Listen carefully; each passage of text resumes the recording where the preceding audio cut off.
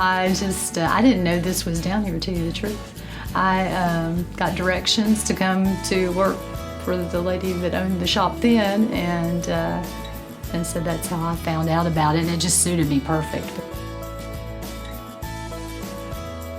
UT redid this building, and I think I told you that earlier, that all that was standing on the bank side was just the walls, and I was told there was a tree growing in the middle of the room, and so when UT redid it all, they did it as an architectural project.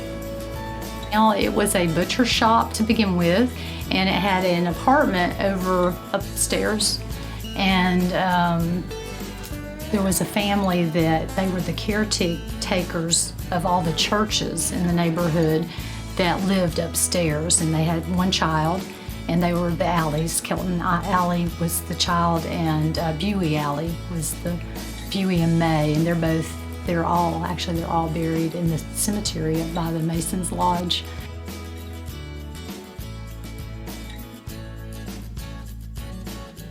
But the downstairs was a butcher shop, but then after it closed, the Norths, they opened a restaurant because there was marble industry out where the water is now. The water is, the water wasn't there back then. There were marble quarries and a lot of workmen, and so they opened a restaurant in order to feed all the workmen.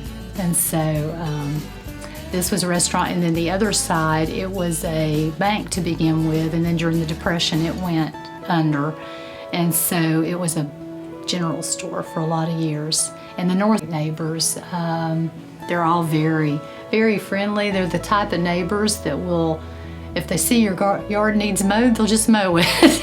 There's one guy up the street that he would be out here cutting across, he cut up and down the road for I don't know how long. I think now his health has gotten bad, but he was one of the ones that if he saw anybody's grass needed mowed, he would just go mow it for him, because a lot of times it was somebody elderly. There were so many elderly people down here. Mm-hmm. The other side, it was a bank to begin with, and then during the Depression it went under, and so it was a general store for a lot of years. And the Norths also owned it, and then they opened the restaurant also. I guess they owned both buildings.